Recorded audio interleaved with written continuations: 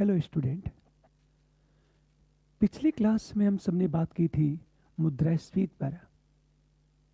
अब उस क्लास को हम लोग आगे बढ़ाते हैं। हमने पिछली क्लास में यह देखा कि मुद्रास्फीति का अर्थ क्या है, कितनी प्रकार की मुद्रास्फीति होती है। मुद्रास्फीति की माप की बात करेंगे हम लोग, जिसमें WPI, CPI, न्यू CPI और PPI की बात चल रही थी। प्रोड्यूसर प्राइस इंडेक्स की बात चल रही थी। दोनों सब में अंतर क्या है, WPI और CPI में क्या अंतर है।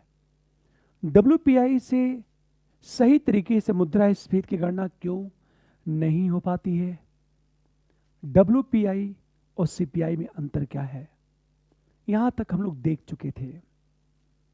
अब हम बात करेंगे कि नए सिरे से कि फिलिप्स एक अर्थशास्त्री है, उन्होंने फिलिप्स कर्व दिया था।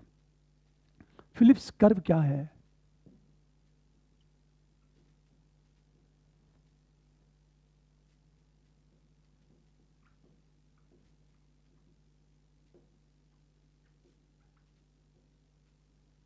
हम फिलिप्स कर्व की बात करें, फिलिप्स ने यह कहा कि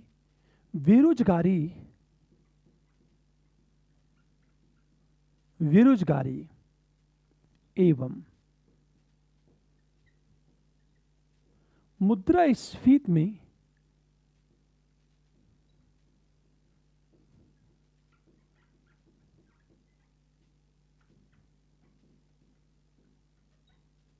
विपरीत संबंध होता है। ध्यान देना, फिलिप्स ने यह कहा कि बेरोजगारी और मुद्रास्फीति में विपरीत संबंध होता है। इसका मतलब यह है कि बेरोजगारी को कंट्रोल किया जाए तो मुद्रास्फीति अनियंत्रित हो जाएगी, और मुद्रास्फीति को कंट्रोल किया जाए तो बेरोजगारी अनियंत्रित हो जाएगी। इसको इस ग्राफ के माध्यम से देखा जा सकता है। ध्यान दे इस बात को, यह आपका इन्फ्लेशन है,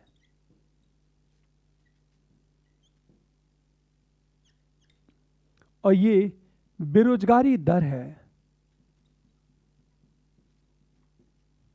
ग्राफ इस तरह बनता है इसका।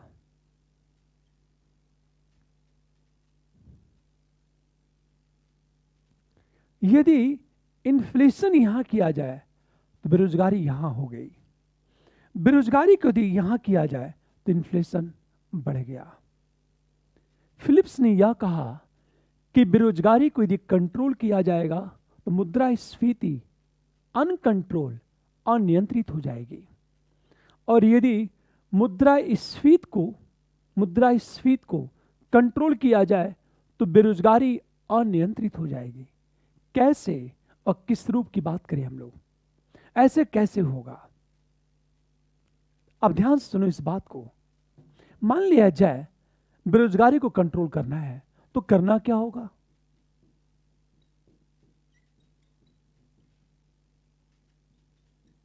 बेरोजगारी को नियंत्रित करने के लिए रोजगार का सृजन आवश्यक,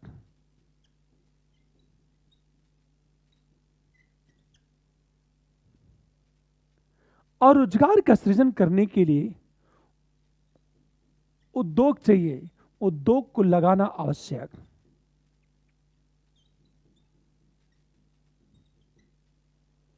ध्यान देना इस बात को, बेरोजगारी को नियंत्रित करने के लिए रोजगार का सृजन आवश्यक, इसके लिए उद्योग को लगाना आवश्यक, इसके लिए निवेश आवश्यक।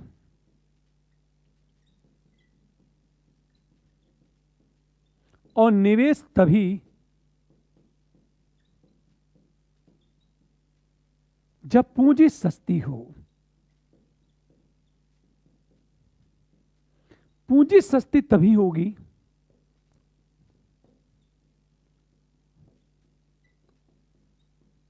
जब ब्याज दर कम हो, और ब्याज दर जब कम होगा, ब्याज दर कम हो, इसका परिणाम क्या होगा कि लोगों को आसानी से उधार मिलेगा।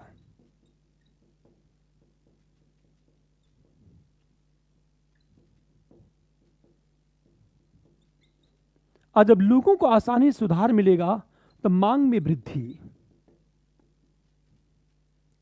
ध्यान देना इस बात को। बेरोजगारी को नियंत्रित करने के लिए रोजगार का सृजन आवश्यक है। इसके लिए उद्योग लगाना आवश्यक है। उद्योग लगाने के लिए निवेश आवश्यक है, और निवेश तभी होगा जब पूंजी सस्ती होगी। पूंजी सस्ती तभी होगी जब ब्याज दर कम हो। आज जब ब्याज दर कम होगा उसका परिणाम क्या होगा? लोगों को आसानी से उधार मिलेगा, और जब आसानी से उधार मिलेगा तब मांग में वृद्धि हो जाएगी, और जब मांग में वृद्धि होगी तो महंगाई में वृद्धि।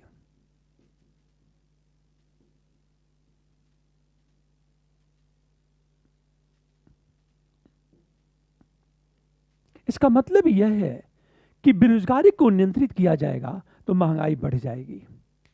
अब एक प्रश्न, इन्फ्लेशन को कंट्रोल किया जाए, महंगाई को कंट्रोल किया जाए तो बेरोजगारी अनियंत्रित होती जाएगी। कैसे होगी? महंगाई को कंट्रोल करने के लिए डिमांड को कम करना होगा। यह कंट्रोल करना होगा तो डिमांड में कमी लानी होगी।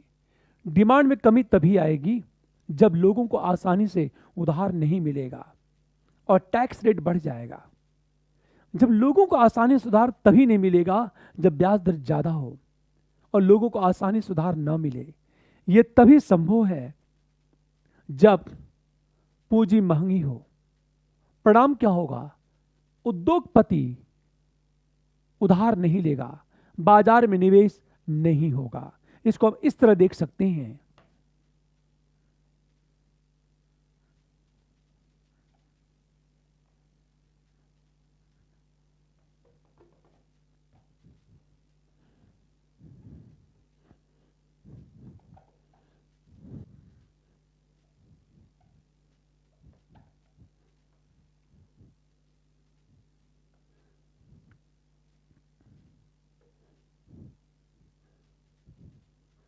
ध्यान दो इस बात को। यदि मुद्रास्फीति को नियंत्रित करने के लिए मुद्रास्फीति को नियंत्रित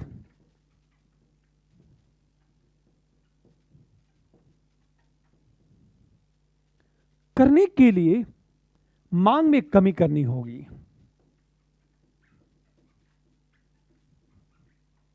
इसके लिए पूंजी महंगी करनी होगी।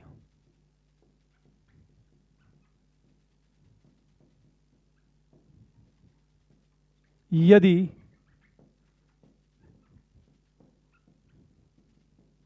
पूंजी महंगी होगी तो उद्योगपति उधार नहीं लेगा। जब उद्योगपति उधार नहीं लेगा तो निवेश कम। निवेश कम होगा तो औद्योगिकरण कम, और औद्योगिकरण कम होगा तो रोजगार का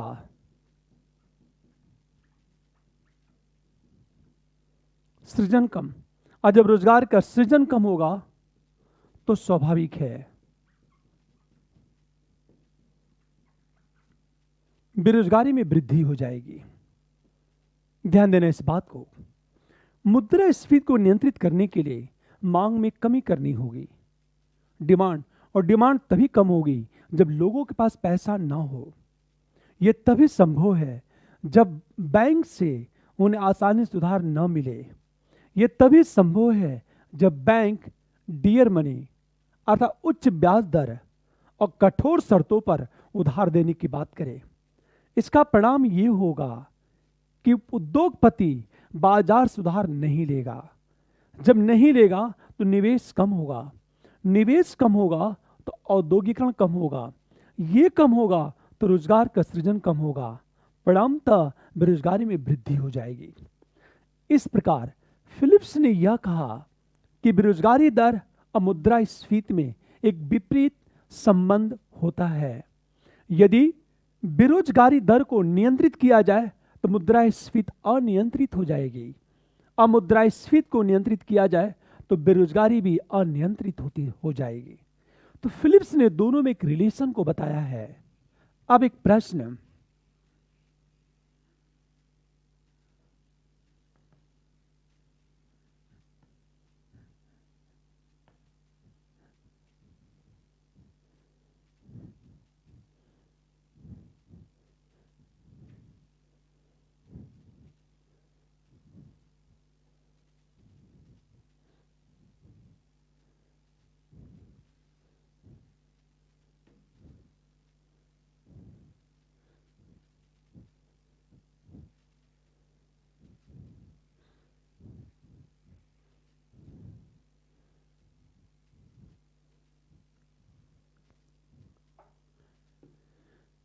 अब एक प्रश्न उठा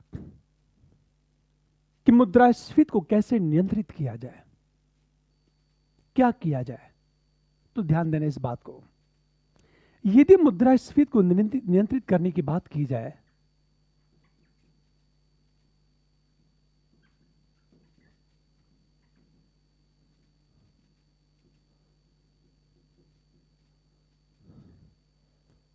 नियंत्रित करने की बात करें, मुद्रास्फीति को नियंत्रित यदि हम करने की बात करें, एक बात याद रखना, सबसे पहले क्या करना होगा आपको, डिमांड बढ़ाना होगा, सप्लाई बढ़ानी होगी, आपूर्ति में वृद्धि करनी होगी। इसका मतलब है जिस अनुपात में डिमांड बनी हुई है उसी अनुपात में सप्लाई बढ़ानी होगी। और जब सप्लाई बढ़ेगी तो स्वाभाविक है कीमतें गिरने लगेंगी, पहली चीज। दूसरी चीज क्या करना होगा, मांग को नियंत्रित करना होगा।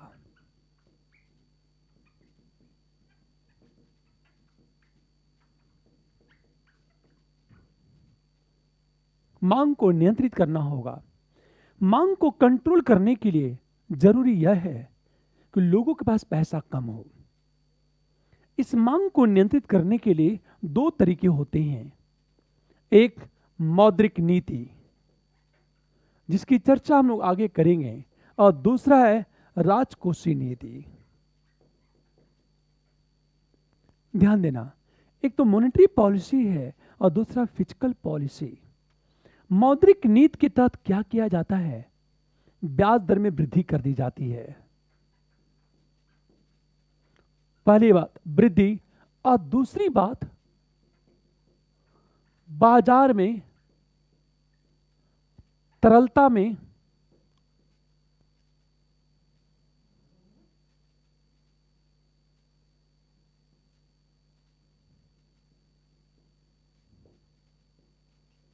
हमेशा ध्यान दो, डिमांड को कम करना है तो डिमांड को कम करने के लिए एक मौद्रिक नीति की बात करें हम लोग। मौद्रिक नीति, इसमें ब्याज दर में वृद्धि करनी होती है। जब ब्याज दर में वृद्धि होगी तो लोन महंगा हो जाएगा, और जब लोन महंगा होगा तो लोग उधार नहीं लेंगे। जब उधार नहीं लेंगे तो लोगों के पास पैसे नहीं होंगे। जब पैसे नहीं होंगे तो स्वाभाविक है लोग बाजार में मांग नहीं करेंगे। दूसरी चीज, बाजार में लिक्विडिटी में कमी करनी होगी। लिक्विडिटी का मतलब होता है तरलता। तरलता का अर्थ होता है बाजार में पैसा, बाजार में कितना पैसा फ्लो कर रहा है उसे कहते हैं लिक्विडिटी, तरलता। इसकी चर्चा चल के हम लोग आगे करेंगे मुद्रा बाजार में। यहां इतनी बातें बस समझनी है आपको कि तरलता में कमी का मतलब होता है बाजार में पैसा कम हो जाए, और जब बाजार में पैसा कम होगा तो स्वाभाविक है बाजार में पैसा कम होने का मतलब यह है कि बैंकों के पास पैसा कम हो जाए, और जब बैंकों के पास पैसा कम होगा तो स्वाभाविक है बैंक लोगों को आसानी से सुधार नहीं देंगे। एक तो ब्याज दर में वृद्धि हो गई, दूसरी तरफ बैंकों के पास पैसे की कमी हो गई तो बैंक लोगों को आसानी से सुधार नहीं देंगे। जब नहीं देंगे तो लोगों को उधार नहीं मिलेगा, जब नहीं मिलेगा तो लोग बाजार में मांग नहीं करेंगे, और जब नहीं होगी डिमांड तो डिमांड गिर जाएगी, मांग गिरेगी तो स्वाभाविक है कीमतें क्या होगी, कम हो जाएंगी। सामान्यतः आरबीआई इन्फ्लेशन को कंट्रोल करने के लिए मौद्रिक नीति का सहारा लेती है। और इस मौद्रिक नीति के तहत आरबीआई सबसे पहले कोशिश करती है कि ब्याज दर बढ़ जाए और मार्केट में, बाजार में पैसे की कमी हो जाए। इस बाजार में जो पैसे की मात्रा है उसे कहा जाता है लिक्विडिटी, तरलता। दूसरी चीज, राजकोषीय नीति के तहत क्या होता है, कर की दर में वृद्धि कर दी जाती है। हम लोग पिछली क्लास में देख चुके हैं। फिस्कल पॉलिसी, अगला टॉपिक हमारा यही है। कर की दर में जब वृद्धि होती है तो स्वाभाविक है लोगों के पास बचत कम हो जाएगी। जब बचत कम होगी तो लोग डिमांड कम करेंगे। जैसे मान लिया जाए कि 20% टैक्स रेट है, एक व्यक्ति की इनकम 100 रुपए है, 20 रुपए कर की दर है, तो 100 रुपए का 20% कितना हो गया, 20 रुपया हो गया। इसका मतलब है ये 20 रुपया सरकार ले लेगी आपसे। पर यदि टैक्स रेट बढ़ा करके 30% कर दिया जाए, 30% कर दिया जाए तो फिर क्या होगा, ध्यान दो इस बात को। तो 100 रुपए का 30% 30 रुपया हो गया। तो जहां 20% टैक्स था तो बचत थी 80 रुपये। अब यदि 30% टैक्स हो गया तो बचत होगी केवल 70 रुपये। इसका अर्थ है कि पहले की अपेक्षा बचत कम हो जाएगी। अब बचत कम होगी तो लोग डिमांड कम करेंगे, और जब डिमांड कम होगी तो कीमतों में गिरावट आएगी। अब एक चीज, तो जहां आरबीआई मौद्रिक नीति का सहारा लेकर के इन्फ्लेशन को कंट्रोल करने की कोशिश करती है, वही सरकार राजकोषीय नीति के तहत कर के दर में वृद्धि करके इन्फ्लेशन को कंट्रोल करने की कोशिश करती है। हम तीसरी चीज बात करें,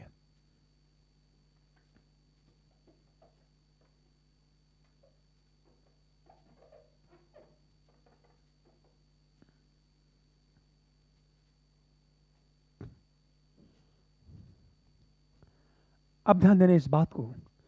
कई बार सरकार करती क्या है, उत्पादन में वृद्धि को प्रोत्साहित करती है।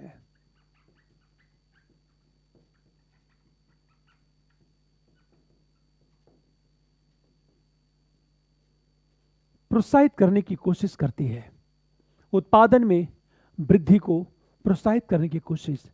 क्योंकि यदि प्रोडक्शन बढ़ेगा तो सप्लाई बढ़ जाएगी, सप्लाई बढ़ेगी और डिमांड के सापेक्ष सप्लाई में वृद्धि होने लगी तो कीमतों में वृद्धि कम हो जाती है। इस प्रकार देखा जाए कि मुद्रास्फीति को कंट्रोल करने के लिए सरकार क्या क्या सहारा लेती है।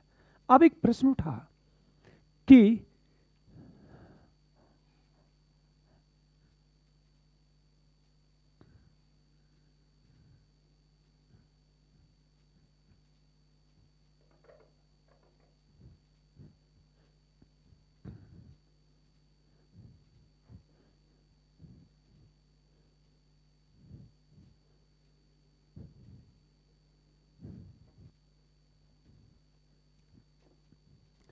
प्रश्न कैसे पूछे जाएंगे आपसे और हम गलतियां कहां करते हैं।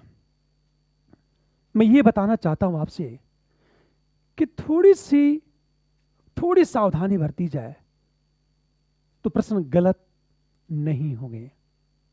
पर आपने कहावतें सुनी होगी, सावधानी हटी और दुर्घटना घटी। जैसे एक भी प्रश्न लेता हूं मैं, निम्न में से सत्य है। अब तक आपने इन्फ्लेशन पर जितने भी टर्म्स उसको समझ लिया होगा। अब इन प्रश्नों का जवाब देना आपको। पहला प्रश्न यह है, डब्ल्यूपीआई से सही तरीके से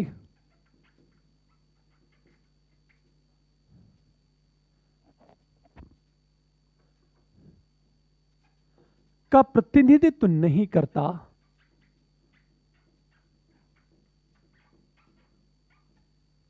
क्योंकि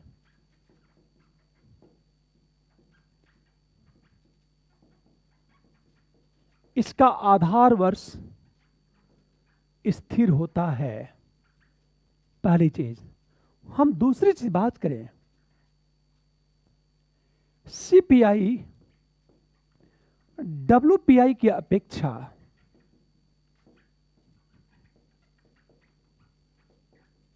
मुद्रास्फीति को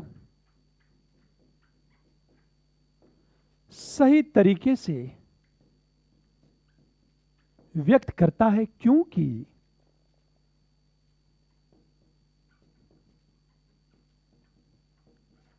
सीपीआई का आधार वर्ष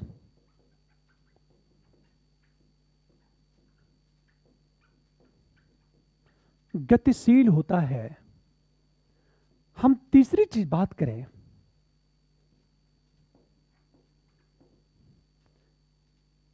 सीपीआई में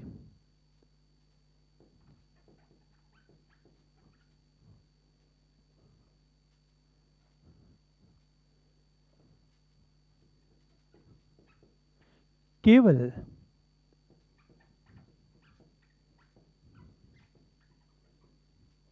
परिवहन शुल्क शामिल होता है।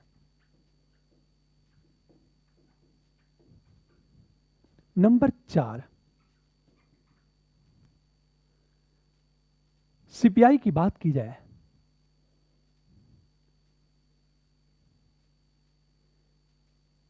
सीपीआई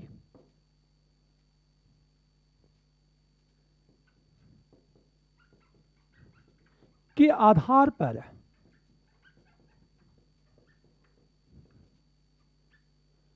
कर्मचारियों की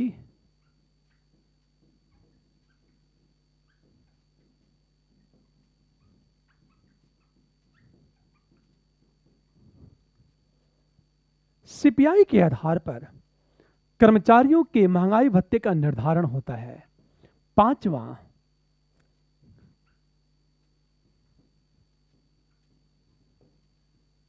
कि सभी संकेतकों के आधार पर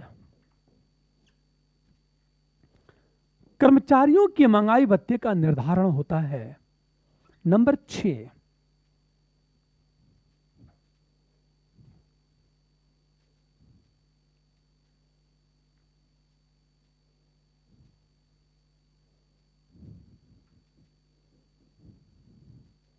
सीपीआई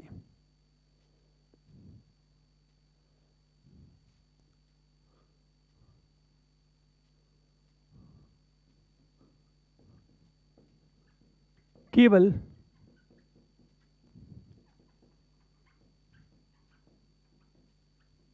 सेवाएं शामिल होती हैं। इससे ध्यान दो इस बात को। निम्न में से सत्य है। पहली चीज, डब्ल्यूपीआई सही तरीके से मुद्रास्फीति का प्रतिनिधित्व नहीं करता।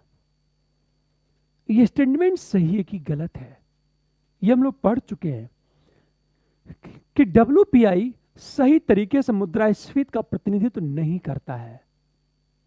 रीजन क्या दिया है? क्योंकि इसका आधार वर्ष स्थिर होता है। यह स्टेटमेंट तो सही है, रीजन है इसका आधार वर्ष स्थिर होता है। प्रथमतः यह विकल्प गलत हो गया। कारण क्या है कि मुद्रास्फीति का सही प्रतिनिधित्व नहीं करता? क्योंकि इसमें सेवाएं शामिल नहीं होती हैं। ध्यान दें इस बात को। दूसरी चीज, इसमें विनिर्माण का वेटेज ज्यादा है, जबकि आम जनता अपनी आय का बड़ा सा भाग सेवाओं पर खर्च करती है। तीसरी चीज कि डब्ल्यूपीआई में फैक्टर कॉस्ट देखा जाता है, साधन लागत देखा जाता है, लेकिन आम जनता का सीधा संबंध बाजार मूल्य से होता है। आधार वर्ष स्थिर, ये तो बिल्कुल सही है, पर ये से एग्जैक्ट सही तरीके से इसकी व्याख्या नहीं करता। ध्यान दो, ये भी सही है, ये भी सही है, पर क्यों की लगा हुआ है। सही प्रतिनिधित्व तो नहीं करता क्योंकि इसका आधार वर्ष स्थिर होता है। ये इसका रीजन नहीं है। रीजन क्या है? क्योंकि डब्ल्यूपीआई में सेवाएं शामिल नहीं हैं, ये मुख्य रीजन है। तो ये दोनों सही होने के बावजूद क्योंकि लिखा हुआ है, तो ये गलत हो जाएगा विकल्प हमारा। दूसरी चीज, सीपीआई डब्ल्यूपीआई की अपेक्षा मुद्रास्फीति को सही तरीके से व्यक्त करता है। यह बात बिल्कुल सही है कि सीपीआई डब्ल्यूपीआई की अपेक्षा मुद्रास्फीति को सही तरीके से व्यक्त करता है। रीजन क्या दिया है? क्योंकि सीपीआई का आधार वर्ष गतिशील होता है। एक बात याद रखना, सीपीआई का आधार वर्ष हर महीने चेंज नहीं होता, एक निश्चित वर्ष के बाद चेंज हो जाता है।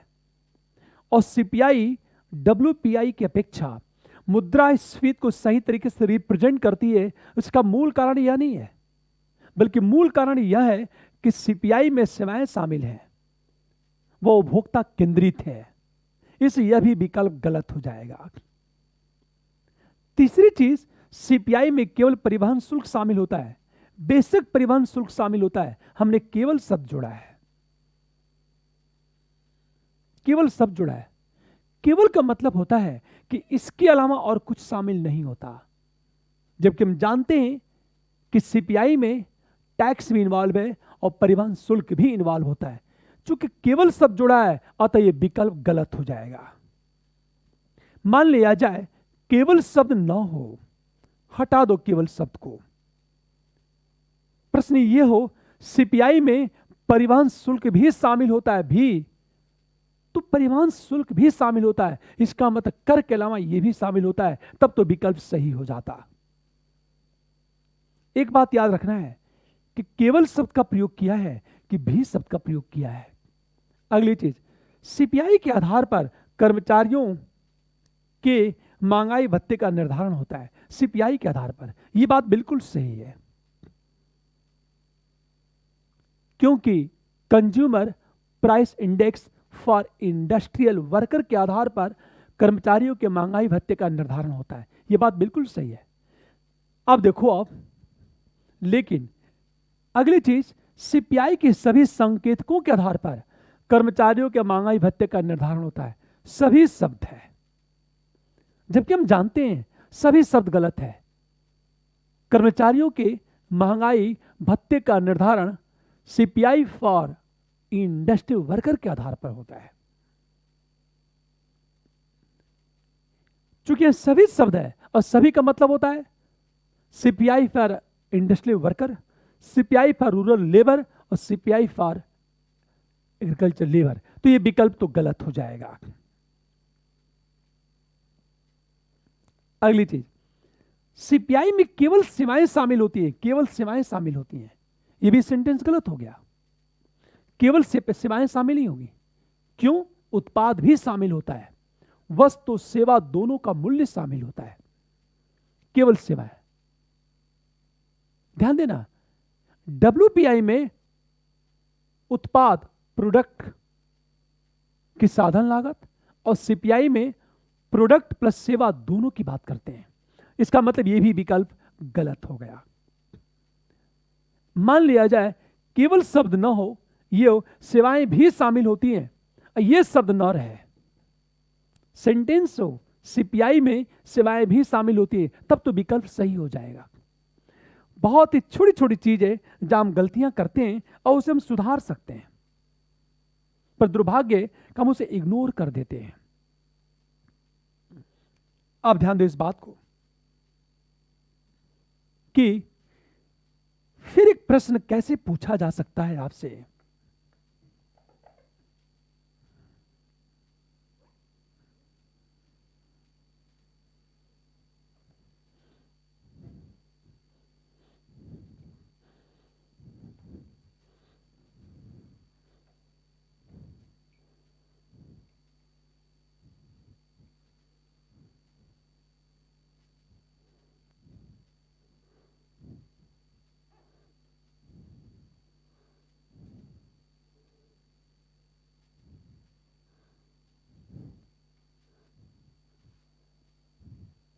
अब एक चीज ध्यान देना इस बात को। पहली चीज, महंगाई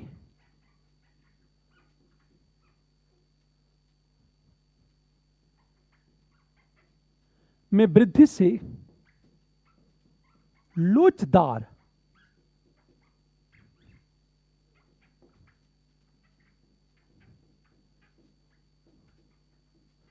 मांग में कमी आ जाती है तथा वे लोचदार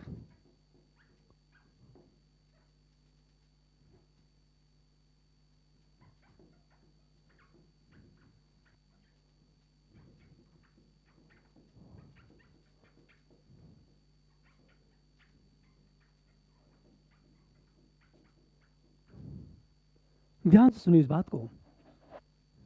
दूसरी चीज हम बात करें,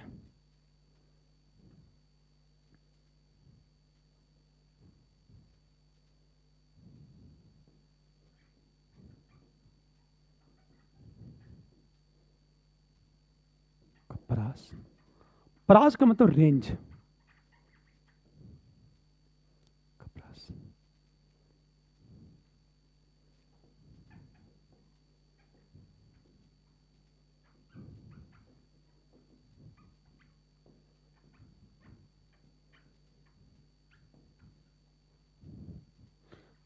तीसरी चीज,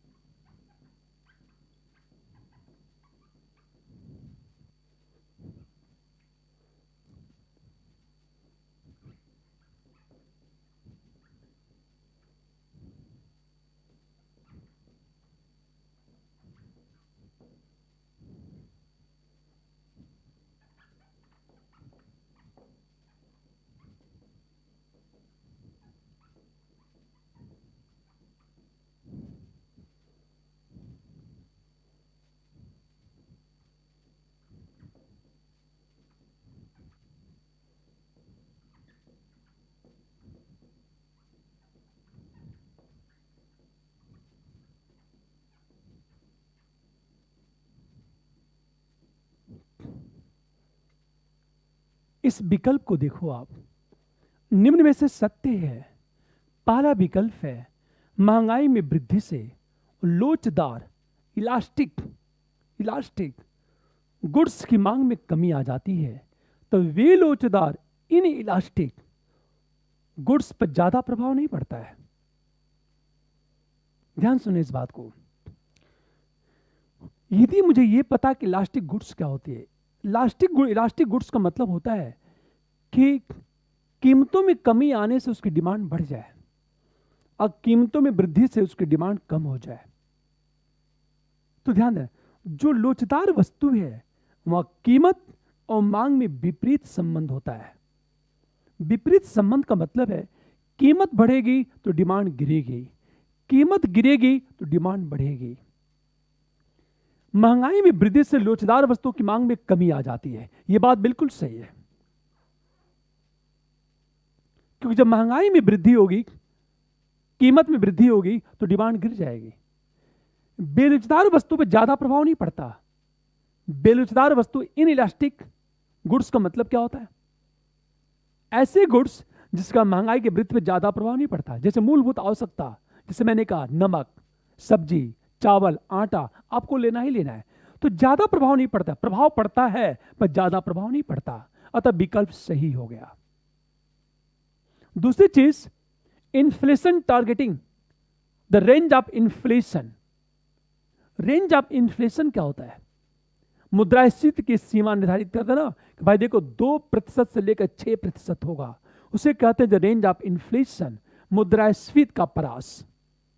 द रेंज ऑफ इन्फ्लेशन आर्थिक स्थिरता के लिए आवश्यक है, इकोनॉमिक स्टेबिलिटी के लिए आवश्यक है। फॉर एग्जाम्पल मान लिया जाए द रेंज ऑफ इन्फ्लेशन 2 से लेकर 6% है, तो इन्फ्लेशन इतना होगा, उस इन्फ्लेशन को ध्यान में रख करके आरबीआई मौद्रिक नीति का निर्धारण करेगी, मॉनेटरी पॉलिसी का निर्धारण करेगी। आप सोचो मैक्सिमम कितनी मुद्रास्फीति हो सकती है, न्यूनतम कितनी हो सकती है। यदि ये पहले से पता हो तो मौद्रिक नीति का निर्धारण बहुत आसान हो जाएगा और इकोनॉमिक स्टेबिलिटी बनी रहेगी। इसका मतलब है ये भी सही है।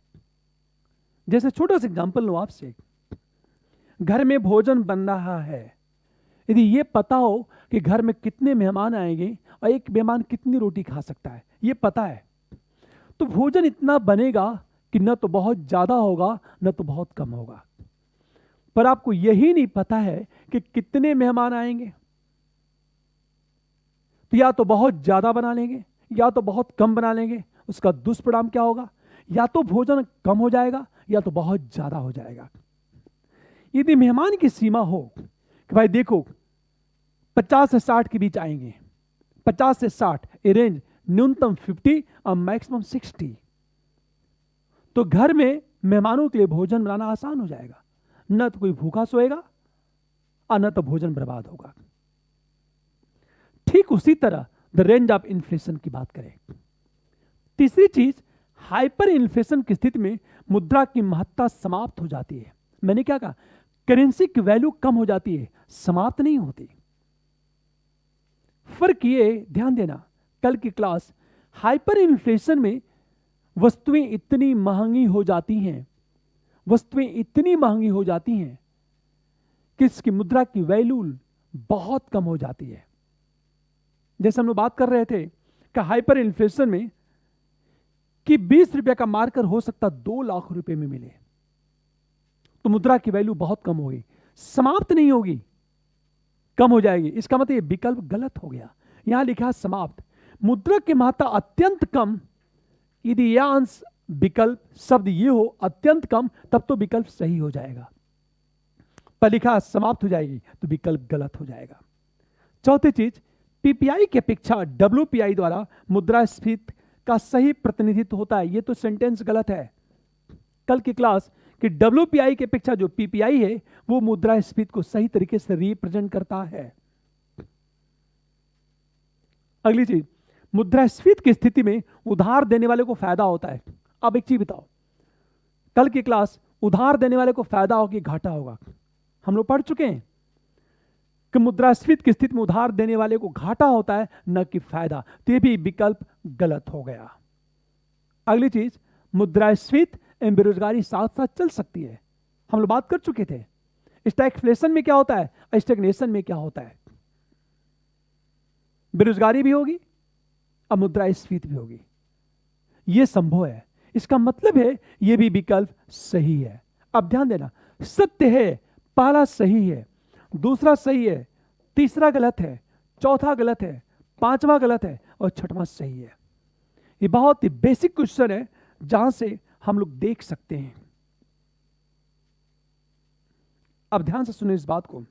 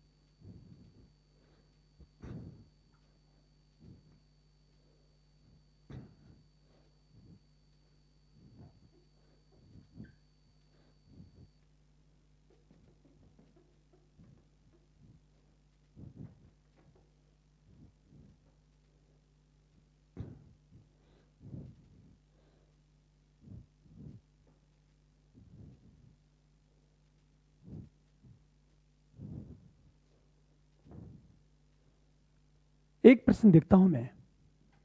फर्स्ट, महंगाई और रोजगार में समानुपाती संबंध होता है।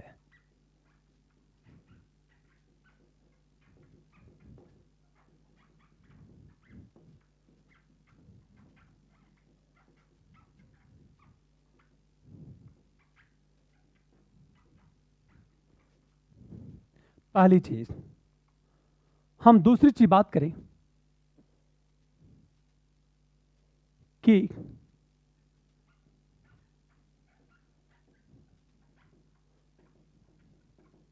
महंगाई का संबंध लागत एवं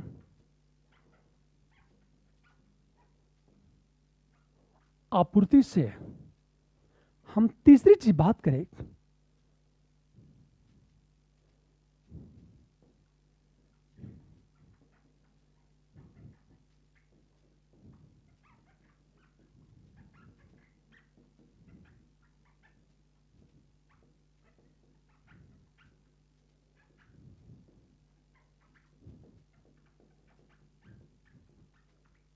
वरदान है।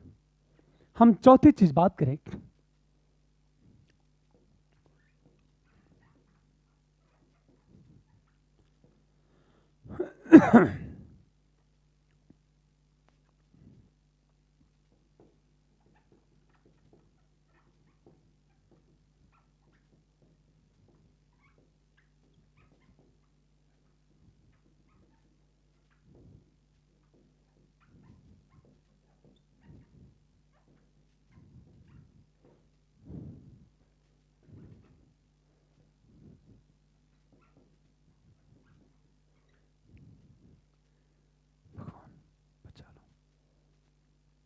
अब इसको देखो, आप इसे ध्यान से समझो इस बात को।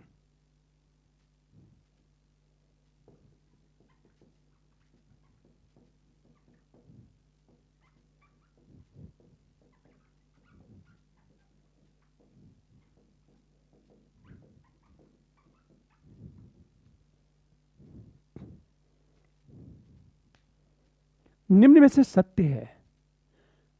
थोड़ा सा दिमाग पर जोर दो आप और सोचो क्या क्या विकल्प सही होगा और मैच करो आप। ध्यान देना, महंगाई और रोजगार में समानुपाती संबंध होता है। यह स्टेटमेंट गलत है कि सही है? समानुपाती संबंध का मतलब होता है, देखो आप, महंगाई बढ़ेगी तो रोजगार बढ़ेगा, महंगाई कम होगी तो रोजगार कम होगा। इसे कहते हैं समानुपाती संबंध। कि महंगाई बढ़ेगी तो रोजगार बढ़ेगा, महंगाई कम होगी तो रोजगार कम होगा। अब हमेशा ध्यान दें इस बात को। फिलिप्स ने क्या कहा था कि मुद्रास्फीति, इन्फ्लेशन और अनएम्प्लॉयमेंट में विपरीत संबंध होता है। अर्थात इन्फ्लेशन को कंट्रोल करेंगे तो बेरोजगारी दर बढ़ जाएगी। हमेशा ध्यान दें इस बात को। इसका मतलब है कि रोजगार कम क्रिएट होगा। यह स्टेटमेंट क्या है? महंगाई बढ़ेगी तो रोजगार बढ़ेगा, महंगाई गिरेगी तो रोजगार क्या होगा? कम होगा। समानुपाती संबंध का मतलब यह होता है।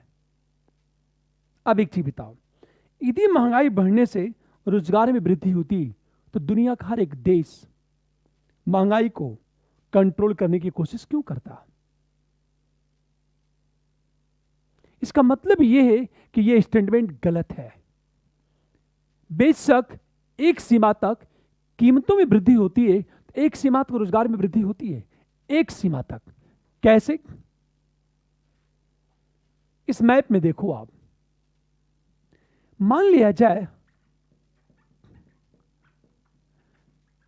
कि महंगाई में वृद्धि होगी तो स्वाभाविक है लाभ का मार्जिन बढ़ेगा, लाभ बढ़ेगा तो निवेश बढ़ेगा, निवेश बढ़ेगा तो औद्योगिकरण बढ़ेगा, और औद्योगिकरण बढ़ा तो फिर रोजगार का सृजन होगा।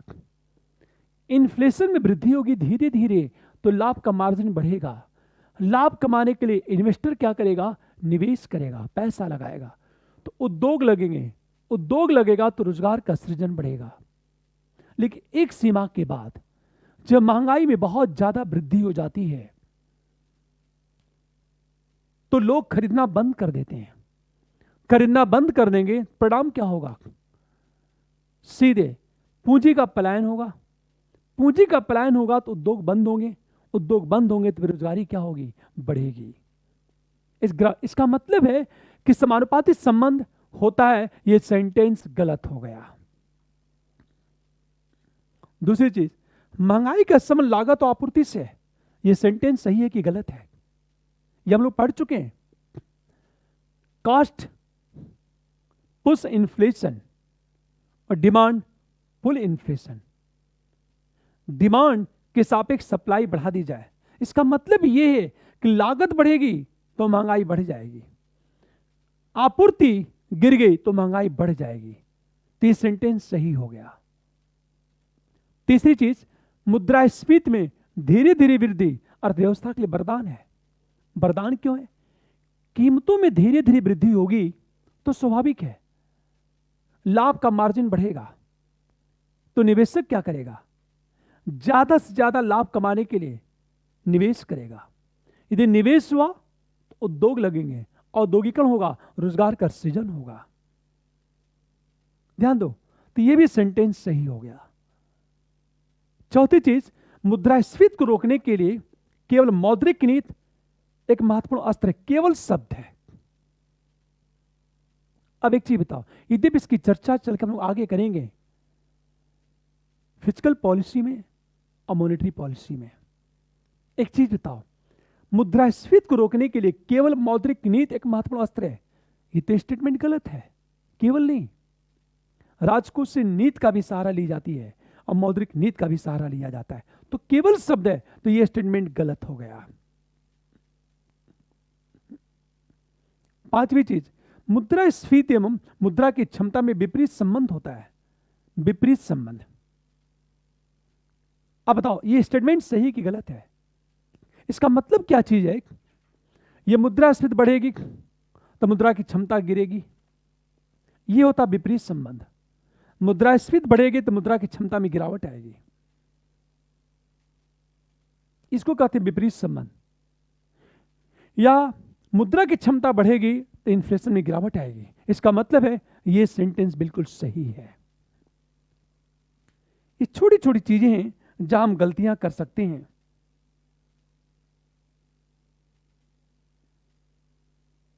अब एक चीज ध्यान देने इस बात को, फिर एक प्रश्न,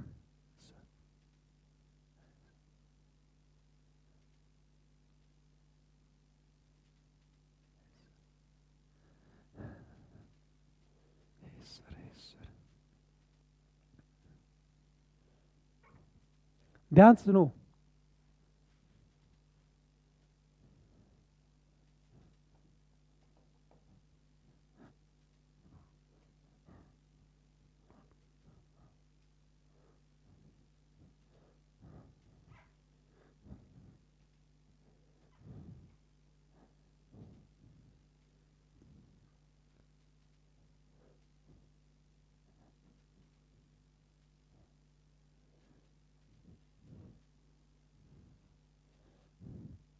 अब एक चीज ध्यान देने इस बात को, चीज निम्न में से सत्य है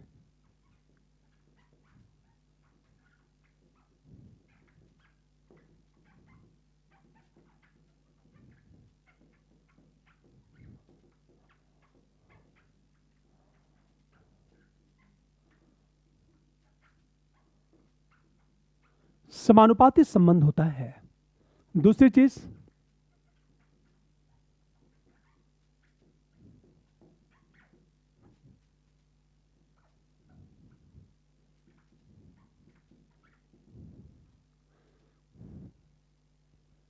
एवं गरीबी में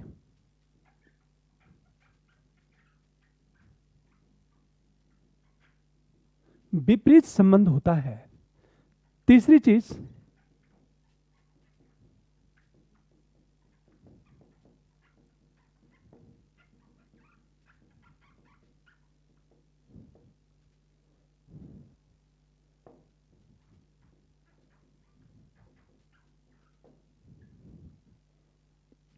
चौथी बात,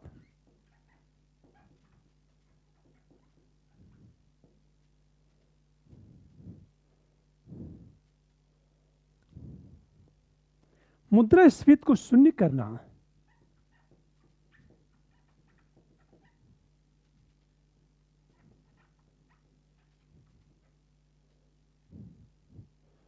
कठिन है, किंतु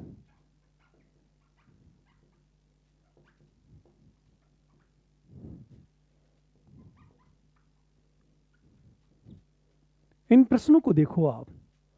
मुद्रास्फीति एवं सेवाओं की मांग में समानुपाती संबंध होता है। समानुपाती का मतलब क्या होता है? मुद्रास्फीति में वृद्धि होगी तो सेवाओं की मांग बढ़ेगी, मुद्रास्फीति में कमी आएगी तो सेवाओं की मांग में कमी आएगी। यह समानुपाती। जबकि हम जानते हैं कि मुद्रास्फीति सेवाओं की मांग में विपरीत संबंध होता है कि जब मुद्रास्फीति बढ़ेगी तो सेवाओं की मांग गिर जाएगी। क्यों? कि जब महंगाई बढ़ेगी तो लोग सेवाओं की मांग कम करेंगे, और जब महंगाई कम होगी तो सेवाओं की मांग क्या होगी? बढ़ जाएगी। फॉर एग्जाम्पल, मान लिया जाए कि प्लेन एक सेवा दे रही है आपको, प्लेन का किराया बढ़ गया तो लोग प्लेन की यात्रा कम कर देंगे, प्लेन का किराया कम हो गया तो लोग प्लेन की यात्रा बढ़ा देंगे। इसका मतलब है इन दोनों में विपरीत संबंध होता, न कि समानुपाती संबंध। तो इस सेंटेंस तो गलत हो गया। दूसरी चीज, मुद्रास्फीति और गरीबी में विपरीत संबंध होता है। विपरीत संबंध का मतलब क्या होता है? मुद्रास्फीति बढ़ेगी तो गरीबी कम होगी, मुद्रास्फीति गिरेगी तो गरीबी बढ़ेगी। यह होता विपरीत संबंध। इसको इस तरह देखो आप, हम ये कहें कि मुद्रास्फीति और दूसरा है गरीबी। मुद्रास्फीति बढ़ेगी तो गरीबी कम होगी, मुद्रास्फीति गिरेगी तो गरीबी बढ़ जाएगी। तो विपरीत संबंध तो होता ही नहीं। इसका मतलब यह है कि यह सेंटेंस तो गलत हो गया, बल्कि समानुपाती संबंध होता है। मुद्रास्फीति बढ़ेगी तो गरीबी बढ़ेगी, मुद्रास्फीति कम होगी तो गरीबी क्या होगी? कम होगी।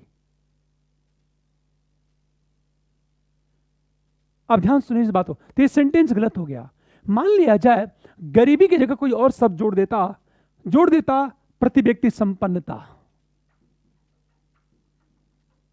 बचत की बात करें, प्रति व्यक्ति बचत की बात करें। अब देख तो मुद्रास्फीति एवं प्रति व्यक्ति बचत में विपरीत संबंध होगा। क्यों?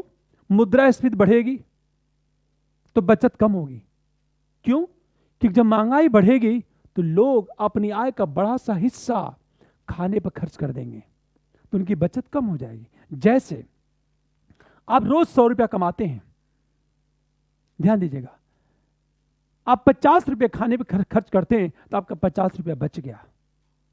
अब महंगाई बढ़ गई तो जो कुछ खाने में 50 रुपया खर्च करते हैं उतना कुछ खरीदने में आपको 80 रुपया खर्च करना होगा। तो बचा कितना? केवल 20 रुपया। इसका मतलब है महंगाई बढ़ेगी तो बचत गिर जाएगी, महंगाई कम होगी तो बचत बढ़ जाएगी। तो इसका मतलब है गरीबी की जगह यदि यह शब्द होता कि मुद्रास्फीति एवं प्रति व्यक्ति बचत में विपरीत संबंध होता है, तब तो सेंटेंस सही हो जाएगा, तब तो सेंटेंस बिल्कुल सही हो जाता। पर सेंटेंस क्या है? मुद्रास्फीति एवं गरीबी में विपरीत संबंध होता है, इससे सेंटेंस गलत हो गया। विपरीत संबंध नहीं बल्कि समानुपाती संबंध होता है। तीसरी चीज, मुद्रास्फीति एवं राजकोषीय घाटे में समानुपाती संबंध होता है। समानुपाती संबंध का मतलब क्या होता है?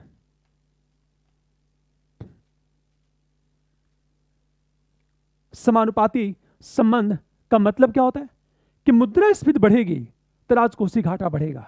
हम लोग पढ़ चुके हैं, मुद्रास्फीति के प्रभाव में कीमतों में वृद्धि होगी तो सरकार भी अपने खर्च को पूरा करने के लिए बाजार से उधार लेती है। यदि महंगाई बढ़ेगी तो सरकार को ज्यादा उधार लेना पड़ेगा, और सरकार ज्यादा उधार लेगी तो स्वाभाविक है सरकार का घाटा बढ़ जाएगा। इसका मतलब है कि दोनों में समानुपाती संबंध है। यह सेंटेंस सही हो गया। अगली चीज, मुद्रास्फीति को शून्य करना कठिन है किंतु अर्थव्यवस्था के लिए घातक है। अब घातक क्यों है? ये सेंटेंस सही है। जब इन्फ्लेशन जीरो हो जाता है तो इकोनॉमी धीरे धीरे चलती चली जाती है डिफ्लेशन की ओर, जिसको कहते हैं मुद्रा अस्फीति। अब ये होता क्या है मुद्रा अस्फीति?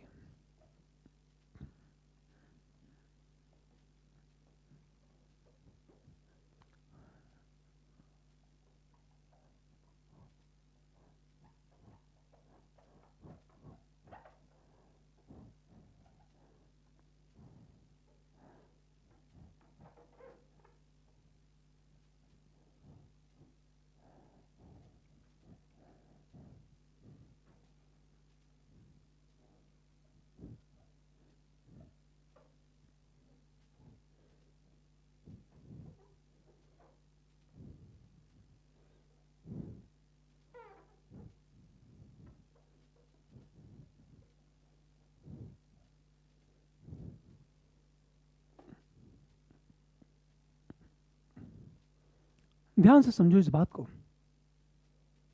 अब तक हम लोग जो जो भी प्रश्न डिस्कस कर रहे थे, आपने देखा होगा, थोड़ा सा ध्यान दे हम लोग और शब्द का अर्थ समझ में आ जाए तो हम हर प्रश्न को सही कर सकते हैं।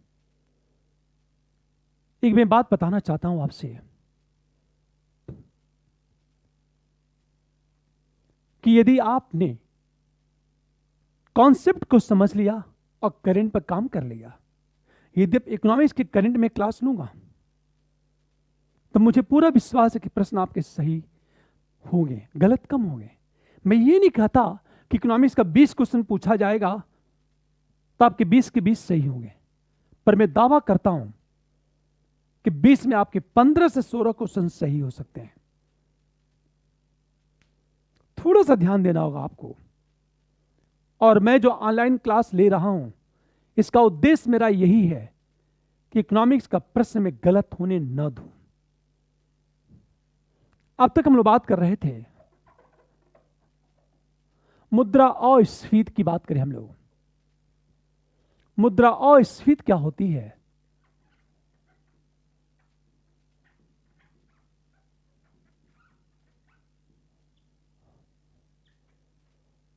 मुद्रा अस्फीति में क्या होता है? मुद्रास्फीति का उल्टा कर दो, मुद्रा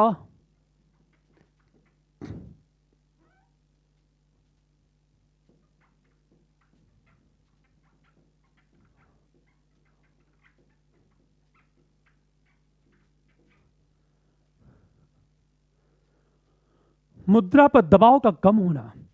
जब दबाव कम होगा तो मुद्रा की क्षमता में वृद्धि होगी।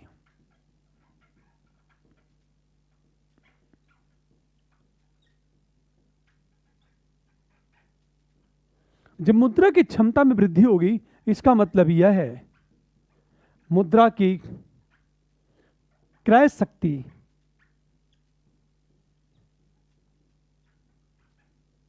इस कंडीशन में क्या होगा? वस्तुएं सस्ती होती चली जाएंगी। जैसे मान लिया जाए आप 10 रुपए में 1 केजी आलू खरीद रहे हैं। 10 रुपए में 1 केजी आप आलू खरीद रहे हैं। अब रुपए की क्रय शक्ति बढ़ गई। क्षमता बढ़ने का मतलब है कि जहां 10 रुपया 1 केजी आलू का वजन उठा ले रहा था, अब इसकी क्षमता बढ़ गई, अब 2 केजी आलू का वजन उठाएगा। अब सोचो, क्षमता बढ़ गई, तो अब 10 रुपए में 2 केजी आलू मिल रहा है, तो 1 केजी आलू की कीमत कितनी हो गई? 5 रुपया। इसका मतलब है वस्तुएं सस्ती हो रही हैं। इसे कहते हैं मुद्रा अस्फीति। पर एक बात याद रखना, सबसे बड़ी चीज, ये जो मुद्रा अस्फीति है, मुद्रा अस्फीति की बात करें, डिफ्लेशन कहते हैं इसे, डिफ्लेशन।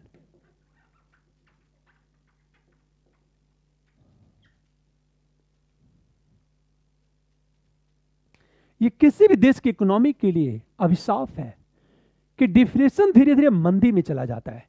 कैसे चला जाता है? ध्यान सुने इस बात को। मान लिया जाए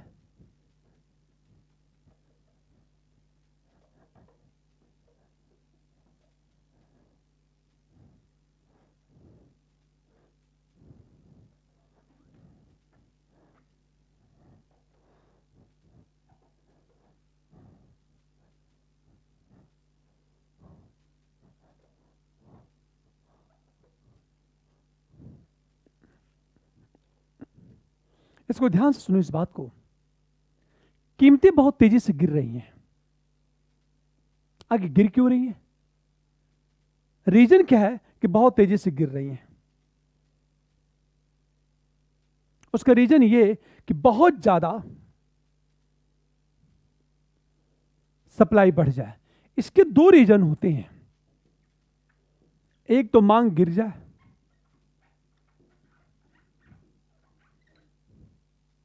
और दूसरी चीज आपूर्ति बढ़ जाए।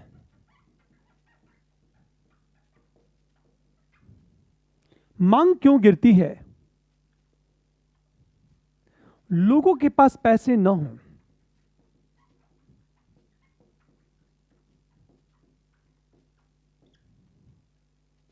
ध्यान देना, डिमांड गिर गई और सप्लाई बढ़ गई, एक बहुत बड़ा गैप पैदा हो गया। जैसे बाजार में आलू की सप्लाई बढ़ गई और आलू की डिमांड कम है, तो आलू सस्ता हो जाएगा। लेकिन ये किसी भी इकोनॉमी के लिए कितना घातक है। यदि कीमतें तेजी से गिरनी शुरू हो गई और डिमांड गिरता चला गया, तो लाभ गिरता चला जाएगा। और जब लाभ गिरता चला जाएगा तो होता क्या है? देखो आप, तो होता क्या है, जब लाभ गिरेगा, डिमांड गिरेगी, तो उत्पादन बंद हो जाएगा।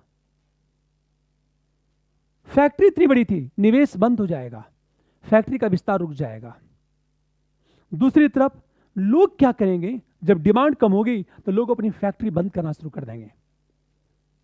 मान लिया जाए 10 फैक्ट्री थी, अब फैक्ट्रियां बंद हो गई, केवल 5 फैक्ट्री बची। तो होता क्या है मार्केट में?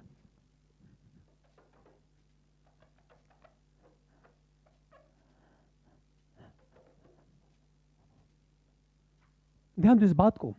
मान लिया जाए कि इतना बड़ा बाजार है, अब डिमांड कम हो गई। जब डिमांड कम होगी तो बाजार सीमित हो जाएगा, और जब बाजार सीमित हो जाएगा तो ये जितनी कंपनियां ए बी सी और डी, ये लोग इस बाजार पर कब्जा करने के लिए क्या करेंगे? अपना रेट गिराते चले जाएंगे। जब रेट गिराएंगे तो इनके बीच प्रतिस्पर्धा होगी। अब जब प्रतिस्पर्धा होगी तो हो सकता है केवल 2 कंपनी बचे, ये दोनों कंपनी बंद हो जाए। जब ये दोनों कंपनी बंद होगी तो इन कंपनियों में कर्मचारियों की छटनी शुरू हो जाएगी। जब छटनी शुरू होगी तो बेरोजगारी बढ़ेगी। जब बेरोजगारी बढ़ेगी तो उनके पास पैसे नहीं होंगे, और जब पैसे नहीं होंगे तो डिमांड और कम हो जाएगा। जब डिमांड और कम होगा तो बाजार और छोटा हो जाएगा। जब बाजार और छोटा होगा तो इस पर कब्जा करने के फिर इनके बीच प्रतिस्पर्धा होगी। इस प्रतिस्पर्धा में ये लोग करेंगे क्या कि प्रतिस्पर्धा में बने रहने के लिए ये लागत को कम करने की कोशिश करेंगे, और लागत को कम करने के लिए ज्यादा से ज्यादा उत्पादन करेंगे और कर्मचारियों की छटनी करेंगे। जब ज्यादा उत्पादन होगा तो ओवर प्रोडक्शन, और दूसरी तरफ कर्मचारियों की छटनी शुरू हो जाएगी। तो एक तरफ बेरोजगारी बढ़ेगी, बेरोजगारी बढ़ेगी तो गरीबी बढ़ेगी, गरीबी बढ़ेगी तो लोगों की परचेजिंग पावर कम होगी, और जब क्रय शक्ति कम होगी तो स्वाभाविक है डिमांड कम होता जाएगा। परिणाम क्या होगा कि बाजार अत्यंत छोटा हो जाएगा, इकोनॉमिक ग्रोथ नीचे चलता चला जाएगा, आर्थिक समृद्धि में गिरावट आएगी। इसे मंदी से बचने के लिए और देश करता क्या है? मंदी को तोड़ने के लिए डिमांड का क्रिएट होना बहुत जरूरी है। डिमांड को पुश करना होगा, और डिमांड को पुश करने के लिए हर देश का बैंक मार्केट में मनी सप्लाई बढ़ा देता है। जब मुद्रा की आपूर्ति बढ़ती है मार्केट में तो लोगों को आसानी से सुधार मिलेगा। जब आसानी से सुधार मिलेगा तो लोग बाजार में डिमांड करेंगे, डिमांड करेंगे तो डिमांड को पूरा करने के लिए उत्पादन बढ़ाना होगा। उत्पादन बढ़ाने के लिए क्या करना होगा? अब इसको इस तरह देखो आप, हमने ये कहा था मंदी किसी देश की अर्थव्यवस्था के लिए कितनी घातक है। मान लेते हैं जब अर्थव्यवस्था सिमटती चली जाएगी, ग्रोथ नीचे चलता चला जाएगा, तो स्वाभाविक है जिस देश की इकोनॉमी बड़ी होती है उस देश की करेंसी की वैल्यू ज्यादा होती है, और जिस देश की इकोनॉमी छोटी होती है उस देश की करेंसी की वैल्यू कम होती है। और जब करेंसी की वैल्यू कम होगी, इकोनॉमी छोटी होगी, तो देश के राष्ट्राध्यक्ष की आवाज की महत्ता क्या हो जाएगी? कम हो जाएगी। फॉर एग्जाम्पल, अमेरिका की इकोनॉमी बहुत बड़ी है, स्वाभाविक है, उसकी करेंसी डॉलर है, उसकी वैल्यू ज्यादा है। इस अमेरिका का राष्ट्राध्यक्ष कुछ भी कहे, लोग उस पर विश्वास करते हैं क्योंकि उसके आवाज की महत्ता है। मंदी के कारण क्या होगा? उस देश की करेंसी की वैल्यू कम होती चली जाएगी, अर्थव्यवस्था का आकार तो सिमटता ही चला जाएगा। अब होगा क्या? इस मंदी को दूर करने के लिए मार्केट में डिमांड जरूरी है। तो मंदी को दूर करने की बात करें हम लोग,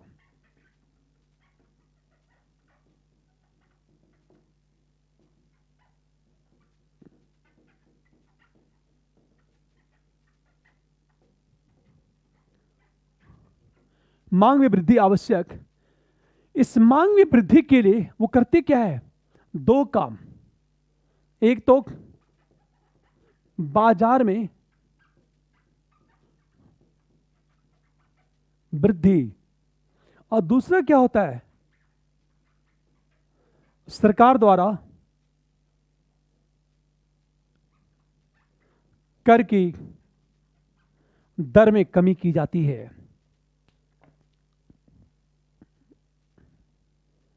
ध्यान से सुनो इस बात को। मंदी को दूर करने के लिए मांग में वृद्धि आवश्यक है, तो दो काम। एक तो बाजार में तरलता में वृद्धि, लिक्विडिटी का मतलब है बाजार में फ्लो, मनी फ्लो। और जब मार्केट में पैसा ज्यादा होता है तो लोगों को, जब तरलता में वृद्धि होगी तो स्वाभाविक है लोगों को कम ब्याज दर पर आसानी से उधार प्राप्त होगा। और जब आसानी से उधार प्राप्त होगा तो परिणाम क्या होगा इसका? लोगों के पास पैसे आएंगे, और जब लोगों के पास पैसा आएगा तो डिमांड बढ़ जाएगी। दूसरी चीज, यदि कर की दर में कमी की गई तो स्वाभाविक है बचत में वृद्धि, और जब बचत में वृद्धि होगी तो मांग में वृद्धि शुरू हो जाएगी।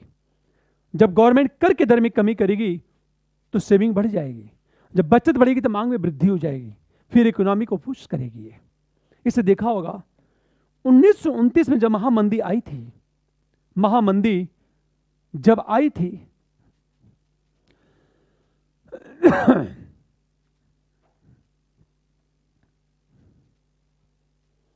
तो मंदी को तोड़ने के लिए जेम किन्स ने एक नारा दिया था, गड्ढा खोदो और भरो। गड्ढा खोदो और भरो। गड्ढा खोदेंगे तो रोजगार क्रिएट होगा, जब रोजगार क्रिएट होगा तो पैसा आएगा, पैसा आएगा तो डिमांड करेंगे। तो जेम किन्स ने क्या कहा था? जेम किन्स ने कहा गड्ढा खोदो और भरो। इसके लिए क्या करना होगा? रोजगार मिलेगा। जब रोजगार मिलेगा तो लोगों के पास पैसा आएगा, तो ये लोग क्या करेंगे? ब्रेड की मांग करेंगे। तो ब्रेड का उत्पादन करने के लिए कंपनी खोलनी होगी। जब कंपनी खुलेगी तो लोगों को रोजगार मिलेगा, रोजगार मिलेगा तो पैसा आएगा, और जब पैसा आएगा तो लोग अब टीवी की मांग करेंगे। और टेलीविजन को उत्पादन करने के लिए तकनीकी लोगों की आवश्यकता, दक्ष लोगों की आवश्यकता बढ़ जाएगी। उन्हें रोजगार मिलेगा, उनकी आय बढ़ेगी, वो लोग डिमांड करेंगे, कार की डिमांड करेंगे। इस प्रकार इकोनॉमी के प्रत्येक सेक्टर में डिमांड क्या हो जाती है? बढ़ जाती है। अब ध्यान दो, जब जापान में 1998 में जब मंदी आई थी तो जापान ने क्या किया? डिमांड को पुश करने के लिए, मांग में वृद्धि करने के लिए जापान ने नारा दिया, no interest rate, no security. शून्य ब्याज दर, कोई सिक्योरिटी नहीं, बैंक सुधार लो, बाजार जाओ, सामान खरीदो। क्योंकि बैंक, जापान के सरकार का उद्देश्य क्या था? डिमांड को पुश करना है। और मांग में वृद्धि करने के लिए क्या जरूरी था? कि ब्याज दर को शून्य कर दो। इसलिए देखा जाए तो अक्सर देखा जाए कि डिमांड को पुश करना बहुत जरूरी है मंदी को तोड़ने के लिए। अभी सुना होगा आपने, कोरोना वायरस का प्रभाव, पूरा विश्व चिंतित है कि फ्यूचर में डिमांड क्या होगी, गिरेगी, मंदी की स्थिति पैदा होगी। और जब मंदी की स्थिति पैदा होगी तो मंदी को दूर करने के लिए समानतः ये दो तरीके अपनाए जाएंगे। Thank you.